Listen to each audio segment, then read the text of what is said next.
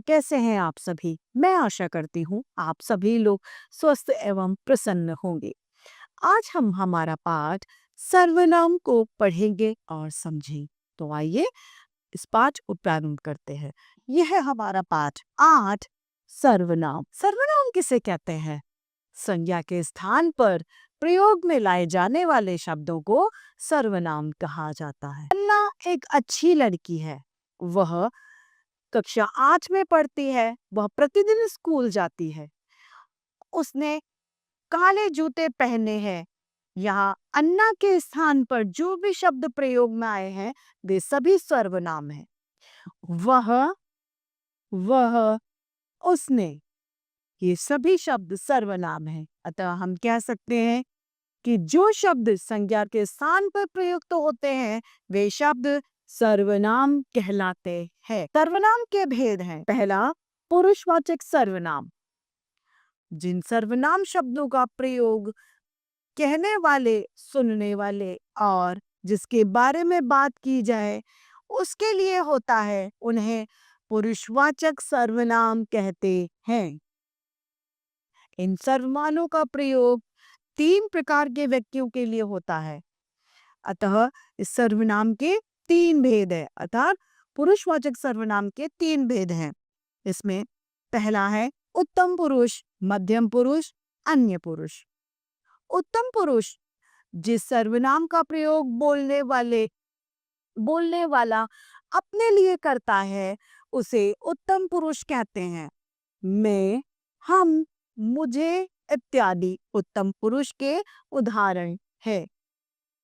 मध्यम पुरुष जिस सर्वनाम का प्रयोग सुनने वालों के लिए किया जाता है उसे मध्य पुरुष कहते हैं।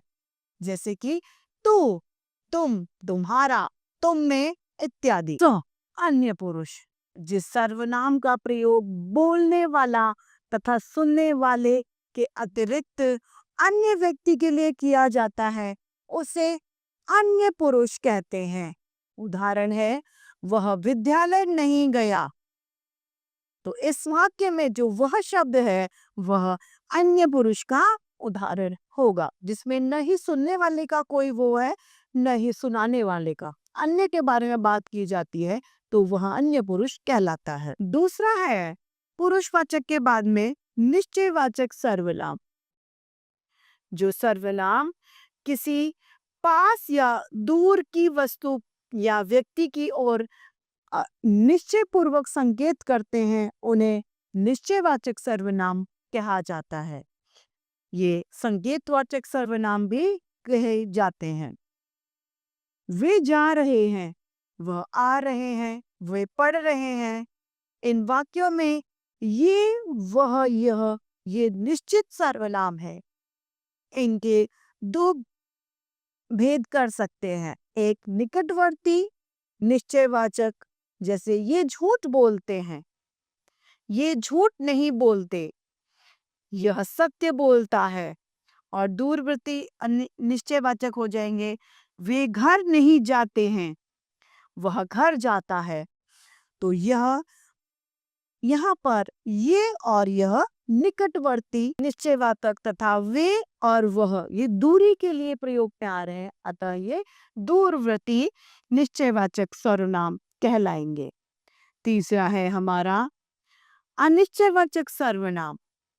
जिस सर्वनाम में किसी वस्तु या व्यक्ति का बोध न होकर एक अनिश्चयवाचक सर्वनाम कहते हैं। जिसमें किसी भी व्यक्ति या वस्तु का बोध नहीं होता है उसे अनिश्चयवाचक कहा जाता है। उसको कुछ दे दो, क्या दे दो, कितना दे दो, कुछ मालूम नहीं। कोई इधर आ रहा है, हमें नहीं पता कौन आ रहा है, लड़का है लड़की, तो यह अनिश्चयवाचक सर्वनाम का उदाहरण होगा। अगला है प्रश्नवाचक सर्वनाम। जिस सर्वनाम का प्रयोग प्रश्न पूछने के लिए हो उसे प्रश्नवाचक सर्वनाम कहते हैं। तुम क्या पढ़ रहे हो, तुम कौन हो, तुम कहाँ जा रहे हो आदि। इन वाक्यों में क्या, कौन शब्द प्रश्न पूछने में काम आ रहे हैं, अतः ये प्रश्नवाचक सर्वनाम है। 5वां है निजवाचक सर्वनाम।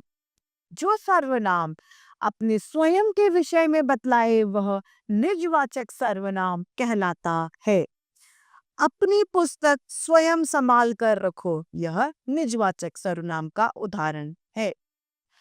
तथा हम कह सकते हैं अपनी, अपना, अपने आप, ये सब निजवाचक के ही शब्द हैं। छठा और आखिरी है हमारा संबंधवाचक सर्वनाम। जिन सर्वनामों का वाक्य के दूसरे सर्वनामों से संबंध सूचित हो उन्हें संबंधवाचक सर्वनाम कहते हैं।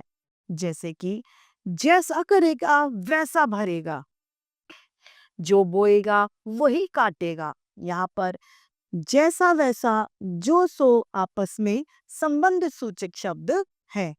तो इस तरीके से हमारा यह पाठ समाप्त होता है। अब इसके अभ्यास कार्य को हम देखते हैं।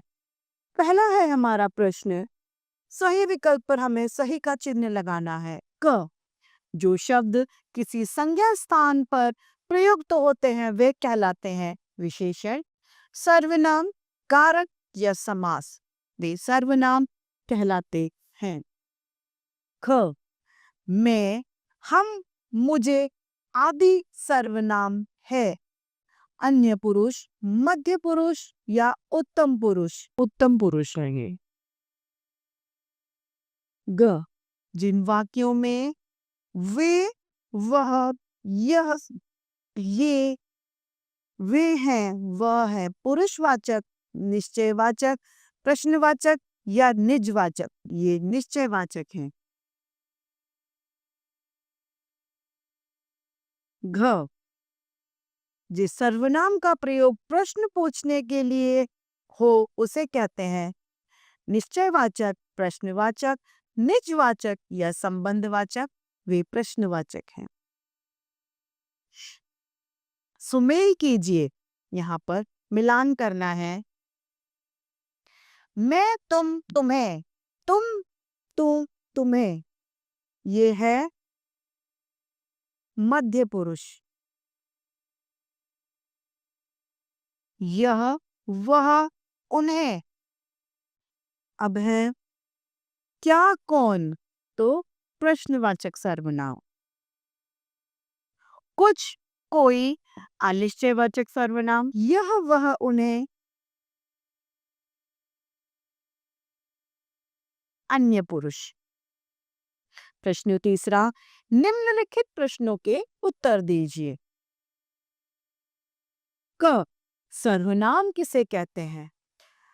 संज्ञा के स्थान पर प्रयुक्त होने वाले शब्दों को सर्वनाम कहा जाता है। ख, पुरुषवाचक सर्वनाम किसे कहते हैं? उसके भेदों को उदाहरण देकर स्पष्ट कीजिए। जिन सर्वनाम शब्दों का प्रयोग कहने वाला, सुनने वाला और जिसके बारे में बात की जाए उसके लिए होता है उन्हें पुरुषवाचक सर्वनाम कहा जाता है। इन सर्वनामों को 3 भागों में विभाजित किया जाता है। पहला, उत्तम पुरुष, मध्यम पुरुष तथा अन्य पुरुष। प्रश्न ग, निश्चयवाचक सर्वनाम किसे कहते हैं? जो सर्वनाम किसी पास या दूर की वस्तु या व्यक्ति की ओर निश्चय पूर्वक संकेत करते हैं वे निश्चयवाचक सर्वनाम कहलाते हैं। इसे संकेतवाचक सर्वनाम भी कहा जाता है। वह घर पर नहीं जाते हैं, यह उसका एक उदाहरण है। प्रश्न घ, निश्चयवाचक और अनिश्चयवाचक सर्वनाम में क्या अंतर है? निश्चयवाचक में किसी चीज की निश्चितता को दर्शाया जाता है तथा अनिश्चयवाचक सर्वनाम में किसी चीज की अनिश्चितता को दर्शाया जाता है। यह दोनों के मध्य अंतर है। इस तरीके से हमारा यह पाठ सर्वनाम समाप्त होता है। मैं आशा करती हूँ आप सभी लोगों को यह पाठ भली भांति रूप से समझ में आया होगा। तो आज के लिए इतना ही, फिर मिलते हैं। धन्यवाद।